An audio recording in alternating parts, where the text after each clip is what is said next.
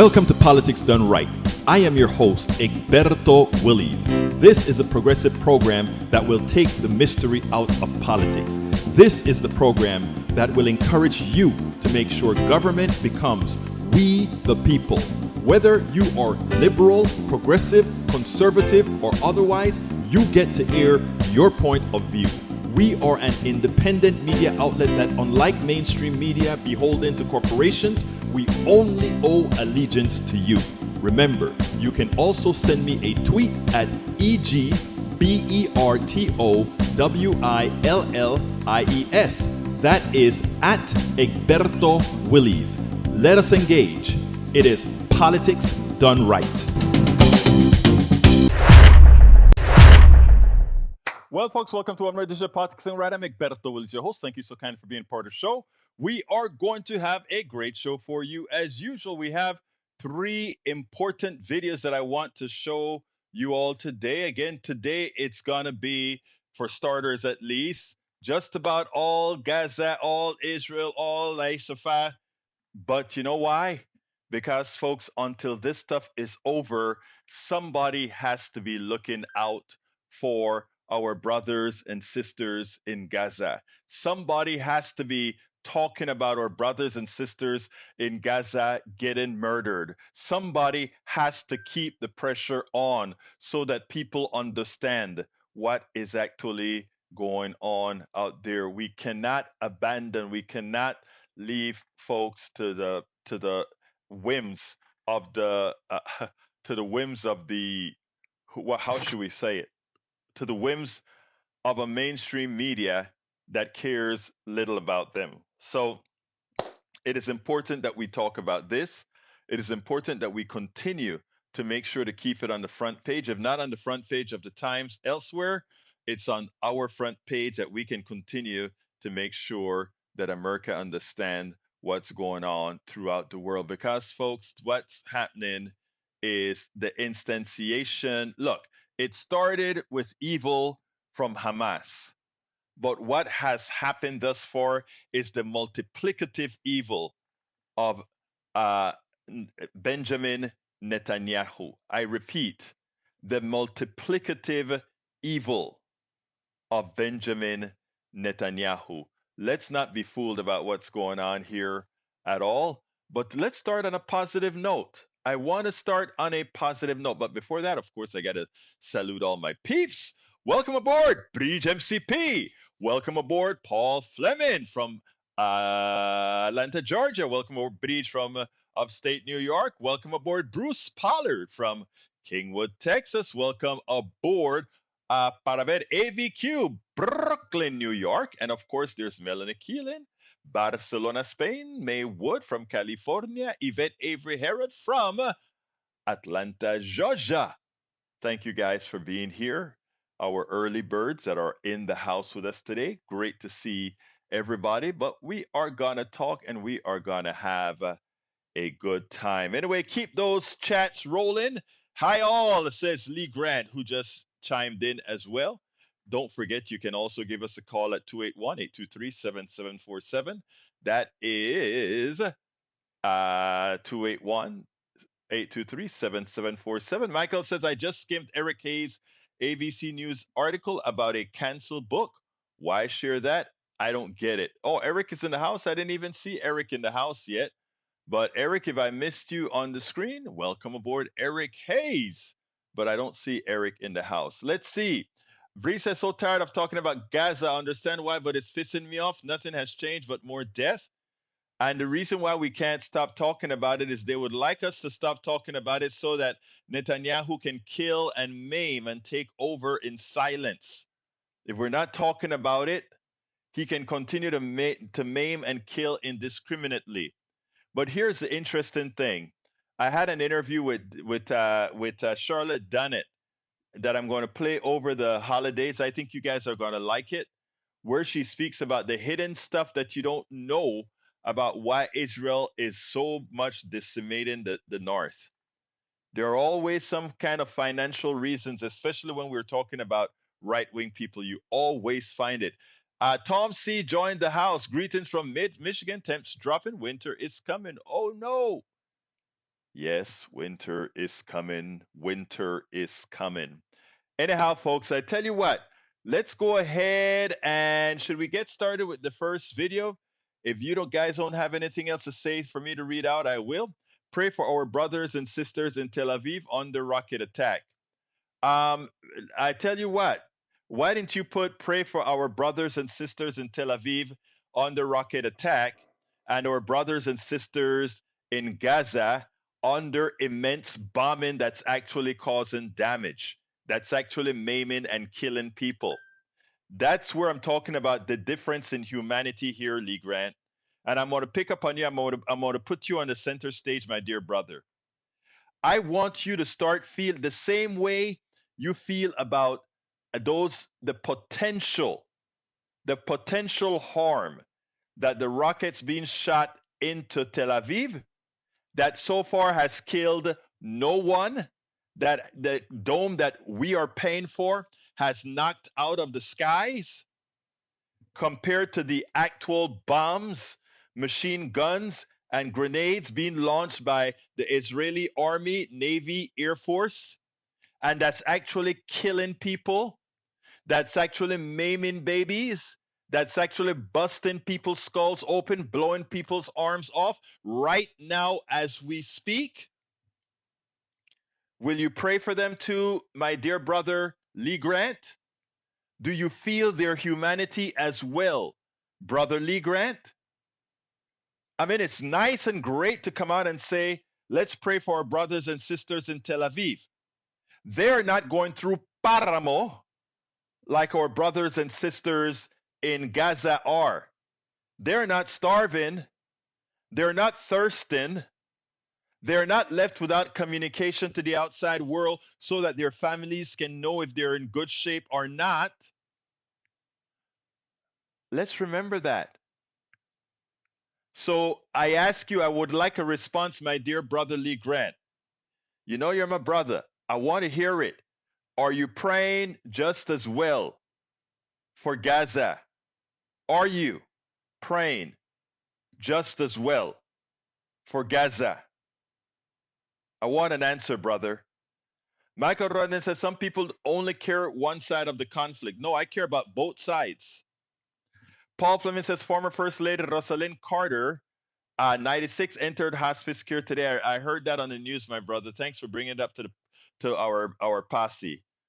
Michael Rodden says, Egberto, understand that the threat of attack is enough for some people to call for retaliation. And when that retaliation comes, it's always disproportionate.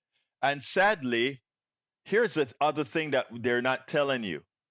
Because of our president's stance with that war criminal Netanyahu, America is now in danger from the blowback. I repeat, America is now in danger for the blowback. So as we fly during the holidays, I haven't gotten that, but I will be listening to it. I promise you, Bruce, I will. I again, again, again. Let me back up. Prayers for Gaza too. Lee Grant, thank you. Thank you, Brother Grant. I know it was there, Brother Grant. Thank you. Brother Grant is praying for both Gaza and Tel Aviv. All right. Now I don't know where Eric's head is. I really do. I, I love Eric, but I swear to God, I don't know where Lee's head is. Not Lee's. I'm sorry, Lee. I know where Lee is. Lee's a brother. I don't know where Eric's head is. Sometimes things simply don't seem to compute. I don't know. I'm sorry, Eric, but I don't know how you came up with that statement, Eric. I really don't know how. E2247 is in the house. Bosho, hello, relatives. Trusting you all are fine on this day. Yes, we are. And by the way, there are going to be a few days next week that we're going to still go live, but with taped episodes of interviews that I have done that likely you hadn't heard before. I have several of them in the queue that I'm going to be putting together over the weekend for the holidays. And so we're going to be talking about that. Let's see what else we got here. What else have we got here? But Lee Grant, I really appreciate your statement. I really do. Paul Fleming says today the Texas House of Representatives is debating Governor Greg Abbott's voucher scam, which defunds public school to subsidize private school for his wealthy donors. If this becomes law, San Antonio schools will lose millions of dollars that could protect neighborhood schools and keep great teachers. It's a shame. I see that you have a part two. Is that correct, Lee Fleming? Paul Fleming. Last year, ProPublica reported on software that uses algorithm to recommend profit maximizing rents to landlords across the U.S. A massive federal lawsuit followed. Just this week, the DOJ joined the suit. Algorithms are the new frontier, federal prosecutors said in their filing. Yeah, it's all about how can we take the most money away from you. Melanie says, hi, yeah. All right. Okay, what have I got here? Okay, let's go ahead and start with the first video. This one has to do with a Jewish representative, and I could not have been more proud of what she did. This is a great Jewish sister. Listen to this, and then we'll take it on the other side. Remember this name, Congresswoman Becca Balint, Democrat of Vermont. She is the first congressperson, Democratic congressperson that has come out and asked for a ceasefire in Gaza. She is also a friend and came out in support of Rashida Tlaib, and more importantly, against what AIPAC is doing in attempting to get rid of all those women who have spoken up in support of a Palestinian state at end of the ceasefire and to protect the rights of Palestinians. Why don't you listen to Becca Balint, and then we'll take it on the other side. Today, Congresswoman Becca Balint became the first Jewish Congress member to call for a ceasefire in Gaza. Writing in the Vermont Digger, I'm one generation removed from the horrific trauma of the Holocaust, which impacted my family and reshaped the world. Like me, there are thousands of American Jews that share a deep emotional connection to Israel because of what it meant for the survival of the Jewish people in the face of extermination. This same history also drives so many of us to fight for the protection of Palestinian lives. I do not claim to know how to solve every aspect of this decades-long conflict, but what I do know is that killing civilians and killing children is an abomination and categorically unacceptable, no matter who the civilians are and no matter who the children are. And Congresswoman Becca Balint, Democrat from Vermont, joins me now. I want to first ask if I've pronounced your name correctly, Congresswoman. I always say Balint rhymes with talent. So talent, and I love that. Well, thank you so much for being here and taking the time. I just want to ask you what the reaction has been. I know that this issue is so fraught for so many people. It's so emotional. And I just wonder what the reaction to you coming out for a ceasefire has been in your community, in your family. Yeah, well, I really appreciate that question. I want people to understand, I wrote this op-ed for Vermonters. It was really geared at my constituents. That was the audience, because it was clear to me that people didn't realize the depth of my emotion, what I had been struggling with for a month. And as politicians, you can't convey that in a tweet or a short statement. And I am a writer, and I thought I have to take the careful time. It took me a week to write that op-ed of really thinking carefully, what do I think? What do I feel? How do I express that to my constituents? And here's what I know, Joy. Every single member of Congress on the Democratic side that I have talked with in the last month, we all want the same things. We want the suffering to end. We want the bombs to stop falling. We want Hamas not to be in charge in Gaza anymore. We want the hostages back. We all want this. We are all in such pain. And I'm new to Congress, but I've talked with a lot of older members. They've all said the same things.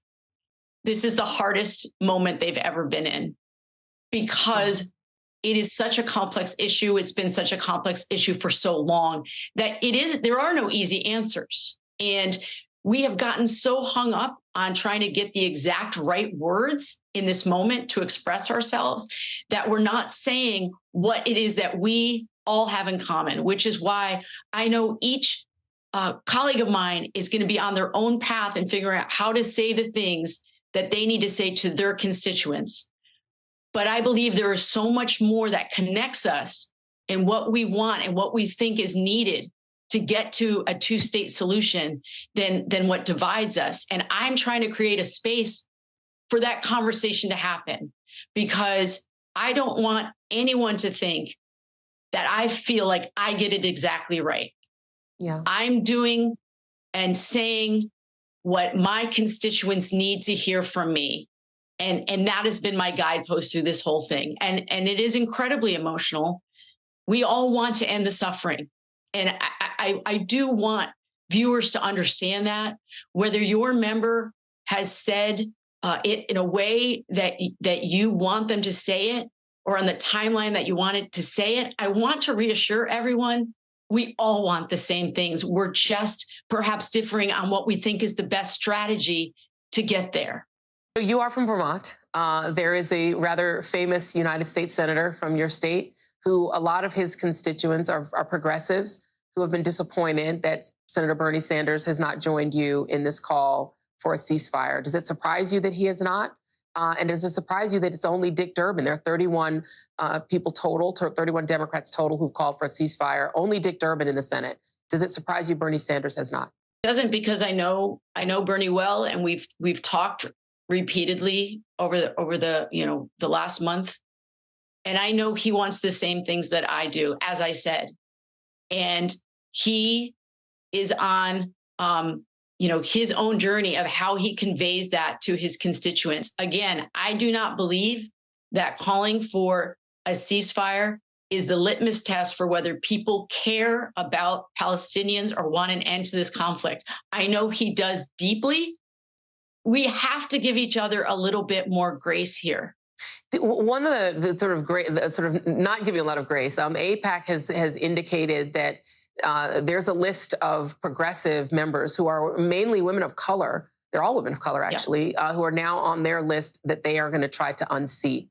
What do you make of the fact that this has become a litmus test for that lobby, that they are going to try to remove them, and that one of those members was already sanctioned by the House, including some Democrats joining in that? Yes. Including, she's the only Palestinian, I should note, Rashida Tlaib. Exactly. And that is exactly right. And I stood up for Rashida Tlaib, who we talked about. She is a friend of mine. She was one of the people who texted me today that we both share a history of our people suffering. And that has brought us together as friends. I don't support this effort to try to drive out women of color from Congress. I do not support trying to take on, as you said, the only Palestinian American member of Congress. Yeah. I think this is completely the wrong way to go about bringing this country together in our shared values, which is a secure Palestine, a secure Israel, making sure the hostages are all released. It is just driving more of a wedge. And I want to be someone who is trying to bring people together and not continue to drive wedges. This is what we need. We need brave Congress people who are willing to buck the system, buck the past, work that continuously only saw things through the eyes of Israel, whether it's a right-wing government in Israel or some sort of a center-right government in Israel. They've constantly, America has tended to simply look at things in one direction. It is great that we have Becca Balint, who decided that she was going to buck the system. She was going to choose humanity over machismo. She's going to choose humanity over the evil that has been occurring in those lands for all these times. Absolutely so. Absolutely so. Anyway, folks. Michael Rudnan, let me just say something. Distinguish between the caller, rather the host and the topic. If Sean Hannity had a positive message that I needed to get across, I have no problem using Sean Hannity. I don't like Sean Hannity, but if he has a message that I needed to get across, I will use it. My goal is to get truth and values over to the people that we have listening to us and being able to promote the message. Joy interviewed a very important member of Congress, and I felt it necessary. I don't care who the messenger is, to go out there and put it out there. Very, very important, because again, there are a lot of our Jewish brothers and sisters out there, and many a times they stay quiet, and they stay quiet because they think that they're going to get a whole lot of blowback for the position that they take. I think we must. I think we must give these people that are looking for truth, these people that are doing the right thing, they must get their say, and they must get whatever is necessary there. Okay, Eric says, river to the sea, not hold. Again, you know what? It's so interesting for all of those who love to use the river, from the river to the sea as something that's anti-Semitic. It would do well to understand that the tenet, the Likud platform, is the one that came up with that phrase that speaks about Israel being from the Jordan River to the sea. Okay, so it cannot be anti-Semitic when the phrase was actually put into place, not by Hamas, not by the PLO, not by Hezbollah, but it's actually codified in the in the paper, I guess a platform, Likud. Let me look it up for you just to show you as a fact.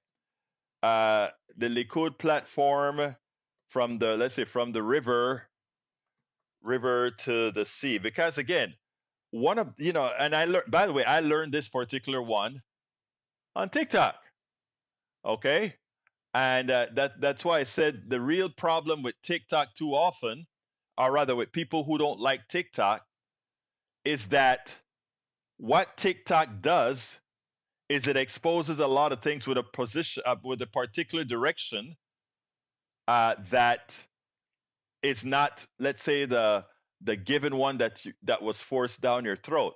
Let's go ahead now and look at the Likud original 1977 platform. 1977 platform from Likud said the following. It says, the right of the Jewish people to the land of Israel. A, the right of the Jewish people to the land of Israel is eternal and indisputable, and is linked with the right to security and peace. Therefore, Judea and Samaria will not be handed to any foreign administration. Between the sea and the Jordan, there will only be Israeli sovereignty. A plan which relinquishes parts of Western Eretz Israel undermines our rights to the country, unavoidably leads to the establishment of a Palestine state, jeopardizes the security of the Jewish people, endangers the existence of the state of Israel, and frustrates any prospect of peace. So, whenever you are following the propaganda from a particular sect of our Israeli brothers and sisters, understand the facts. Okay? Remember what we talk about, what Republicans do a lot of. They do a lot of projection, and in that projection, it is things that they do that they try to accuse others of. Remember that. Projection. Now, it's the same thing that Republicans do here. They're the ones that harm kids. They're the ones that sexually. I'm just talking in the aggregate. If you look at if you do a calculation of who harm kids, it's pastors and preachers and police officers, etc. But somehow you want to make that a progressive thing. It's called projection. So yeah, don't allow anybody to put down Rashida Tlaib because she's using a phraseology that means that she believes in. Whereas This platform talks about an Israel that extricates Palestinians out of it.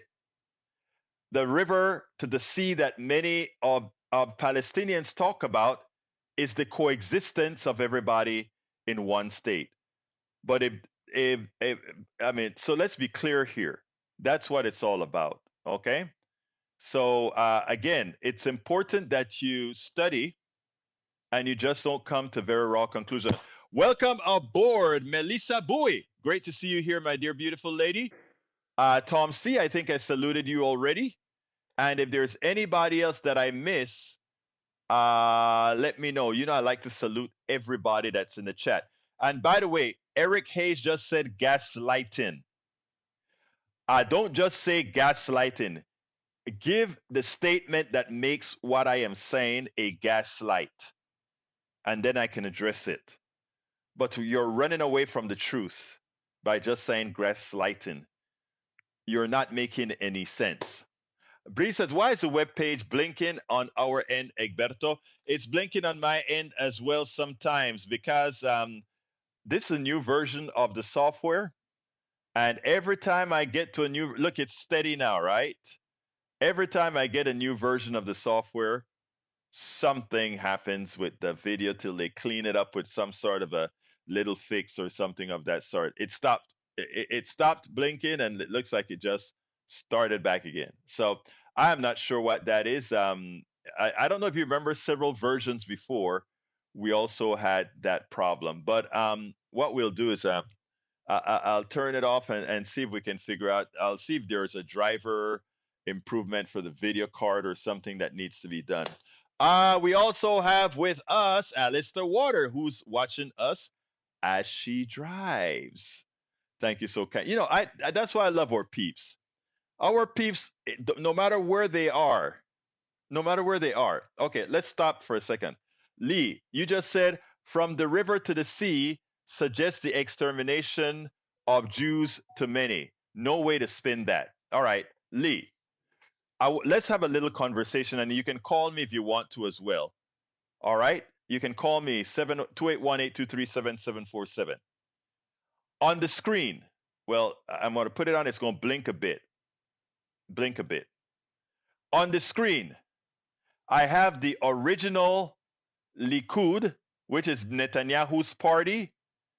I have that's the phrase that came out of the Likud platform, which says, between the sea and the Jordan River, from the river between the sea and the Jordan, there will only be Israel sovereignty. That's in their platform. Who is exterminating whom? The Likud platform had no place for the Palestinians. When you hear Rashida Tlaib use that phrase, she makes it quite clear. Also one state. But it's not the extermination of Jews. That was a propaganda selling point based on projection. And look at the Likud platform, Mr. Grant. I just showed it to you. It's there in black and white. Now, if we continue to allow the propagandists to lie about what Palestinians say and what Palestinians mean, we will never solve the problem. And that's what the Congresswoman Balint was talking about. Balint was talking about.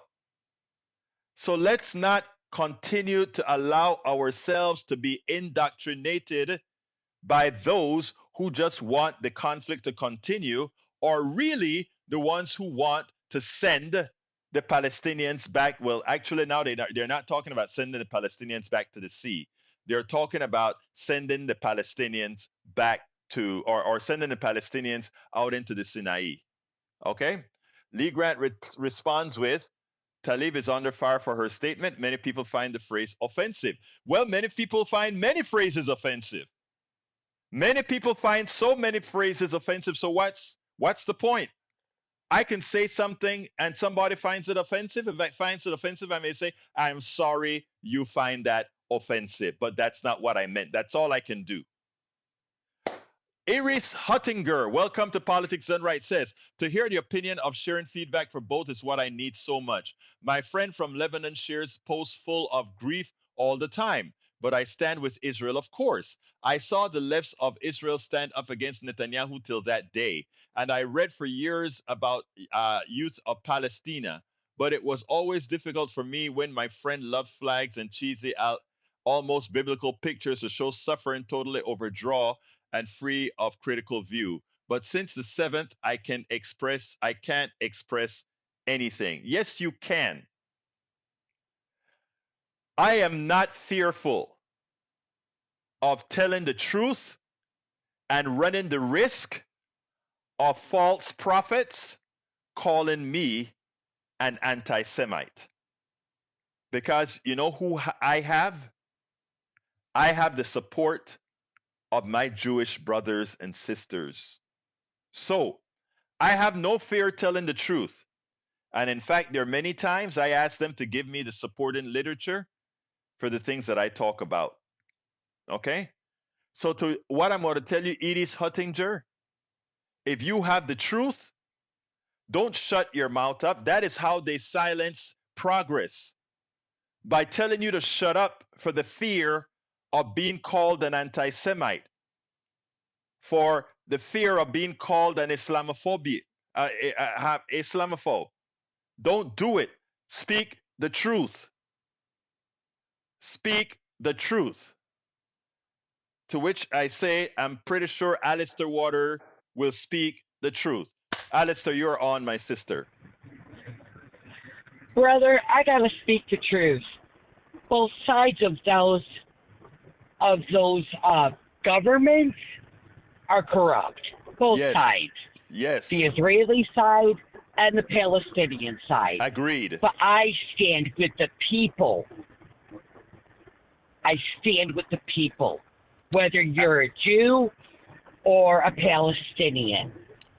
I stand with the people. Thank you. The people didn't want Benjamin Netanyahu, but he got elected because he is corrupt. He knows how to play the game. He learned the game studying here in the United States. Listen to that man. You know, I tell you what, and Alistair. Ayatollah, just as corrupt. Absolute power corrupts absolutely. Period. Punto final. Oh, listen to my girl. Punto final. I love that, girlfriend. Look, let me tell you, Alistair, thank you for calling in, for saying that, because those people that are listening, I am pretty sure they get it. They get it, and they get it. So thank you for calling in, sis. Absolutely. Keep it up, brother. Have a good weekend, day. everybody. You too now. But so yeah, Alistair is absolutely right. She's absolutely right. Okay? Absolutely right. Okay, we have another video. This one here is, as you guys know, Israel claims that, oh, we found this and that in the hospital. It's an operation center or something like that. But you know what we know? Bruce Pollard, a scientist, spoke about it yesterday. What the hell would they have all that metallic guns around inside of an MRI room where, you know, you're doing MRI stuff? Why would you store that kind of stuff there? And supposedly that's what Israel said. It was storage location, right? Why the hell would you store stuff like that? Do you know the power of the magnet and what would happen with those guns while they're turned on? You know, you kind of act as if you think people are stupid. They're not. If you wanted to create it, to frame it somewhere else. But Ayman Mohayedin says it best. I want you to listen to Brother Mohayedin. Like I said, there's just a few of these guys I follow as far as truthfulness when it comes to Israel and Hamas and Gaza and Hezbollah, West Bank. You have to be careful who you listen to. But check this out. Ayman Mohayedin, he justifiably questions whether Israel has really found that the hospital, the Al-Shifa hospital, is somehow a control center for Hamas. More than likely, in my personal opinion, just based on the evidence that they attempted to show, which was so minimal. It was so minimal, the evidence that they try to show, it could almost be a setup. But listen to what Ayman had to say, and I think it'll put it into better perspective. When you hear about the reporting from Al Shifa Hospital, what's your sort of assessment about what's going on here? Well, the first thing I think of is back in 2008 when I was based in the Gaza Strip, and I would go to the Shifa Hospital to report frequently on all kinds of stories. These allegations that the Israelis have been making literally for 15 years. You can go back to 2008 and see Israeli officials making the same statements that Al Shifa Hospital was being used by Hamas as a command and control center. Sometimes they would call it the headquarters. They would say that's where the prime minister at the time would be hiding. And all I could tell you is based on my reporting there for years, I've been there hundreds of times, walked around all of the complex of Al Shifa Hospital, never once had anyone interfere with our reporting, telling us you can't go here, you can't access that. That's one. Two, I think it's important for viewers to understand that a lot of the doctors who work at Al Shifa Hospital are foreign doctors, meaning they're volunteer doctors. Yeah. They come from the UK, they come from Sweden, some have come from the United States. And many of those doctors as well, we hear the language sometimes that the doctors and the hospitals are run and controlled by Hamas. But the truth is these doctors are Americans, Europeans, certainly no allegiance to Hamas whatsoever. And they have spoken openly about what they have seen and how they were never denied any access to anywhere in the hospital grounds for them to be able to go and see for themselves. That's not to say it's not true. I'm just saying it's been 15 years of these allegations, hundreds of reporters who have passed through those hallways, hundreds of doctors, including local and foreign doctors who have come through there, and never substantiated by anybody outside of the Israelis and now the Americans. The president was asked point blank about the intelligence he had that the Al Shifa Hospital was a Hamas headquarters. He said clearly in a press conference yesterday, Hamas does have headquarters weapons material below this hospital, and I suspect others. The U.S. is very out front on this. Yeah.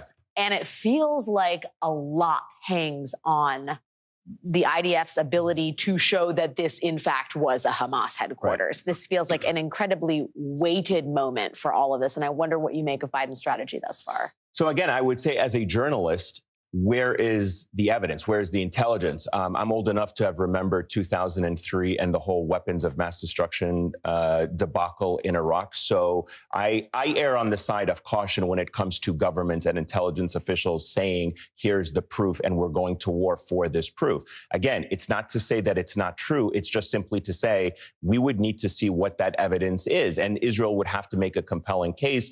And they have now been in control of Al Shifa Hospital for the better part of 48 hours, going on to 72 hours tomorrow. And what we have seen so far raises a lot of questions as to how they have described it. So again, they described it as a Hamas headquarters or command and control. The language has shifted a little bit from command and control to as Admiral Kerber said earlier, a node, a command and control node, which I'm not sure what that distinction is, but it just seems like it's a slightly downgraded description of what's inside. And what we're seeing also really raises questions on what Israel itself has described as its intelligence failure on October 7th. So there's just a lot of questions that I think as journalists, I would be looking at with a more cautious eye before running into the conclusion that the Israelis and the Americans are saying. Well, you know, it's not important whether these positions are being held by Hamas or whatever. Look, Hamas is a terrorist organization, but it doesn't justify Israel's massive killing of people to get to these terrorists wherever they are. In these times of technological advances, the thing that we have on our side is time. You wait to knock these people off as needed. Not go in and decimate the population, not go in and invoke what can only be called genocide. You cannot, based on everything that Israel has done in Gaza, that's the only valid assertion one can make about what's occurring there today. And you know, I don't even blink about that. It is genocide. And people kind of get upset and want to They want to challenge you with genocide. They want to challenge you when you call Israel an apartheid state. Oh, they want to challenge you. Well, was South Africa an apartheid state? Yes. Okay. What did South Africa do with black people again? They threw them into something called what again? The Bantustans. The Bantustan. They were away from the population and they had to have permits to get into South Africa proper after they leave their Bantustan, right? Well, let's talk about the Palestinians in the West Bank and the Gaza Strip. To get into Israel, they have to show their papers or they have to find a way to get into work. They may have a few of them that they allow to work because of the shortage of labor in Israel, right? Yeah. And they don't have any rights. The Palestinians, when they go, they have no rights, right? Right. Okay. Apartheid. That's exactly the definition of apartheid. But they get mad when you say it because they said, but Israeli Palestinians can vote. Yeah, Israeli Palestinians, don't forget, inside of South Africa, there were the black people, the mixed, and the others, and they had gradations of levels, right? So please, folks, understand the reality. Understand the reality. Eric talks about, and the reason I am challenging Eric today is because it is something that a lot of people are trying to use and put out there in the ethos. He says, Hamas is terror. You can't bargain with evil. All right, let's stop right there. Hamas is terror. And how do you define terror? Indiscriminately killing people, right? Which is what Hamas did. Hamas indiscriminately killed 1,200 innocent people, 1,200 innocent people. All right, Netanyahu, under the auspices of the IDF, killed over 12,000 people. Who should we fear? Who should we fear? I have a feeling we should fear Netanyahu more so than we fear Hamas. Don't you think? Netanyahu has all those big, nasty bombs that he doesn't fear using on innocent human beings to catch one or two. But then again, we did the same thing. We were trying to get Noriega, and we killed several thousand Panamanians to do so with bombs. Did Netanyahu have a good teacher? I don't know. Folks, we got to be honest, man. We have got to be honest. Here's our last video of the day, and it's very well worth the read because what it talks about is the education of Americans now making a difference. Thank you, progressives. Thank you, progressives. Michael Steele nailed it today. As Morning Joe Scarborough attempts to continue to toe the line, the standard American line that Israel can do no wrong, that the neoliberals can do no wrong, that somehow the world needs to operate in a neoliberal fashion. You know who knows better? The younger folks are noting, why are we doing this? Why do we operate like this? Why do we allow countries like Israel to do as they please? Why do we allow the defense industrial complex to operate as they do? Right? And Michael Steele laid it out. And with a whole lot of pushback from Morning Joe, he makes a lot of sense. A lot of sense as far as, look, it's a different world. And while they've been dogging, let's say, the TikTok and claiming that a lot of kids are getting a lot of history without context, well, I tell you what, let's go ahead and play this, and then we'll take it on the other side. Progressive Democrats who would say to me, why are we spending $40 billion in Ukraine when we should be trying to help people here back at home? And you could hear that out on the campaign trail. I think one of the interesting things about Israel, and I was mentioning it earlier in the program, the Gallup polling from earlier this year, much before October the 7th, that did show that Democrats had switched their support for the first time ever for more support for Palestinians than for Israelis. And you're seeing it also mirrored in the Republican Party to a lesser degree, but you're also seeing support for Israel decline in the Republican Party. And I do think that reflects a worldview of retrenchment generally. And we sort of have expected because we've seen it with Trump around Ukraine, but it's happening on the Israeli side as well. And you just have this shift in American politics going on at the moment. I think it's exactly what you put your finger on, a generational change. We're now evolving into the 21st century in a way that a lot of folks still are holding on to 20th century thinking about geopolitical relationships and outcomes. And there's a generation of Americans and Israelis and Jordanians and Iranians who are having a different view of this world, because what they recognize a lot sooner than perhaps us at the end of the baby boom generation. I'm not the baby boom generation. He's a Gen Xer. Come on, let's claim it for Gen X. I'm sorry. I'm a Gen Xer. By about 2 weeks, I claim it proudly. I forgot that. You're a boomer? No, I'm a Gen Xer by about 2 weeks. I'm a Gen Xer. They keep moving it. Okay, do you want to know? Do you want to know when you're a Gen Xer? Like, the test is if you went to see The Big Chill and you sat in the movie theater and you went, I hate all of those. That's how you know. And I'm like, you're like, thank God I wasn't a part of that pretentious. All right, so I'll own the space by myself. Okay, you be the boomer. So I'll just own the tail end of the baby boomers by myself. But unlike our generation, this emerging generation does not take to heart or just hold steadfast to the old rules. What are the old rules? Well, the old rules are exactly, all things Israel all the time. They're always right about everything. And we're going to support them. What about Ukraine?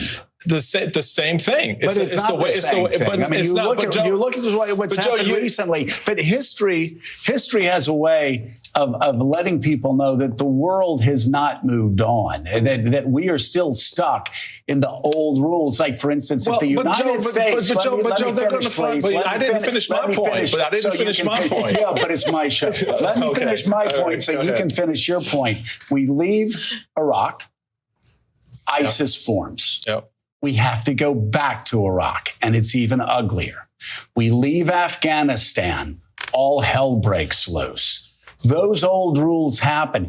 We leave, we stop supporting Ukraine, hell breaks loose there, then it happens in Taiwan. The old rules are the new rules. Okay, man. So you made a point there, but what I'm telling you is that's not a point that's accepted by the folks who stood up at the DNC. It's not a point that's accepted by the Israelis necessarily on the ground in Israel right now. I get what you're saying. I'm not disagreeing with your point. I'm putting on the table what's out there that's happening real time and why it somewhat explains the attitudes that you're seeing popping up in polls. Now, you may not like it, generationally speaking, but you have to understand how they're looking at the world. They're not looking at the world the way you did, and they're not seeing the outcomes the way you want to.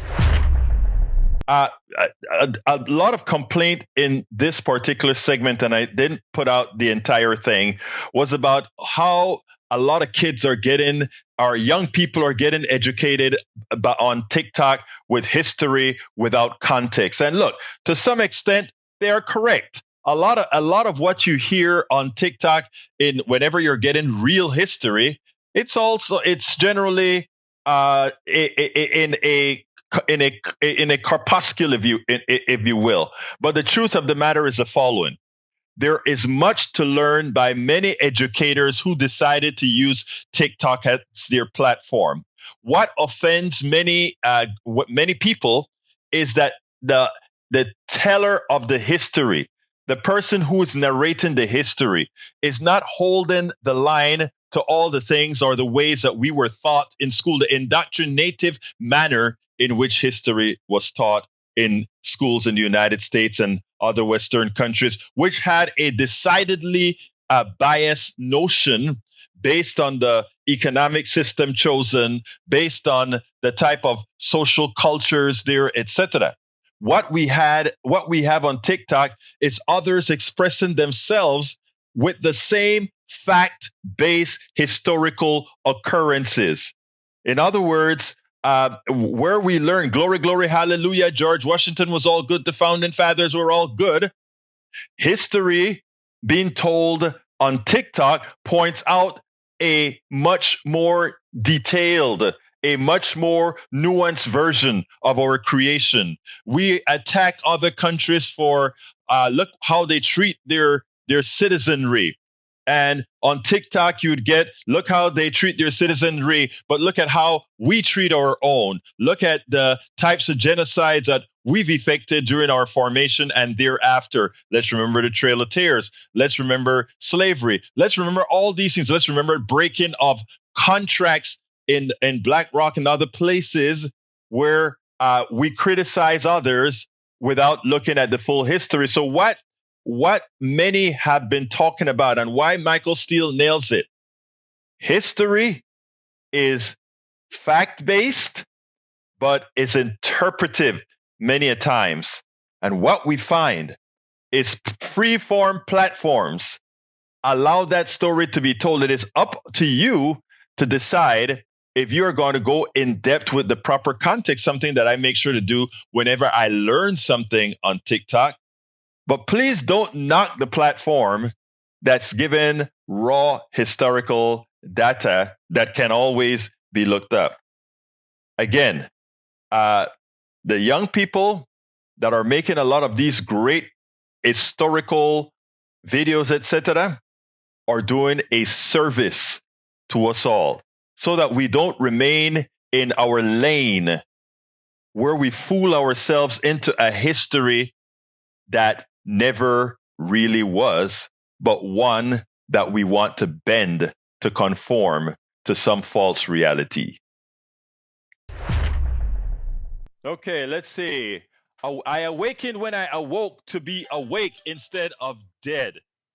Look at you. Look at E2247 trying to become a sort of Tom C. That's not a limerick, but it sure is funny. I awakened when I awoke to be awake instead of dead. I like that. But you know what? To keep the waking there, I would have said, I awakened when I awoke to be awake instead of not being woke. That's just my take. Hey, guy, what can I say? Lee Grant says, woke is being aware of what the hell is going on and showing how white people are to blame for it all. Now, if you decide to believe Fox News when they say that, that's on you, Brother Grant. When I call about woke, that's not what I'm talking about. In fact, let me be clear here. To my white brothers and sisters here, you've heard me say this on KPFT and elsewhere. I am of the strong belief that we are all victims of our rearing. And by me accepting that we are all victims of our rearing, just like I expect the forgiveness that I got for having been a homophobe, for having been a sexist, is what I afford those who were reared to be racist, who were reared to be anti anything else. And as such, I look at everybody individually. You were reared one way. After you've been made aware of what really is, if you decide to maintain your stance, then we know that it's more than just your rearing. So, Lee Grant, take that out of your head. Woke is not being aware of what is going on and showing how white people are to blame for it all. Woke is ensuring, hey, Carl Cox, how you doing, brother? Says, was late. However, me, and had an interesting post. Where's your post? Bridget, Egberto Willis, they do not. They are partially racist, but are unwilling to learn. I hear you, girl. I hear you. Paul Plemons says, it used to be the alert of what others were doing to people of color, but now it's what being done to ask of the working class. You know, it's funny because the whole race thing is used to divide so that those on top, and by the way, those on top are not all white, because I put a lot of our, let's look at Johnson, the guy who owns BET. I put him in the same boat that I put any other capitalist that hurts people. Go to my website and look up Johnson, keywords Johnson and BET, and you see what I had to write about him. And by the way, brother Lee Grant, he's a black dude. All right. I'm an equal opportunity offender of anybody who hurts people. That's who I am. That's who I am. Anyway, I got to get out of here. But before I get out of here, today's Friday, so I wish all of you to have a great weekend. But beforehand, I must say, folks, please support our program. And how can you support our program? It's not hard at all, as I am picking it up. I don't have it ready. You know, I always forget to do it, so I probably should have it pasted somewhere. Please support us by going to politicsdoneright.com/support.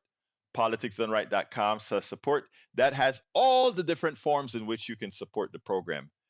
Please do so as best you can. That is how we continue to get the truth out. Likewise, please consider becoming a paid supporter of our newsletter. The newsletter is free, but we ask those who have the wherewithal to do so to please become a paid supporter. politicsdoneright.com/newsletter is the way to do it. politicsdoneright.com/newsletter. Anyway, folks, I want you to have a wonderful weekend. Of course, we'll have replays of two of our programs that we'll have a replay of the program. So please remember, if you missed it or if you don't want to go and you just kind of want to see it live, it'll be there for all to see. But anyhow, my name is Egberto Willies. This is Politics Done Right. And you guys know how I end this baby. I am what?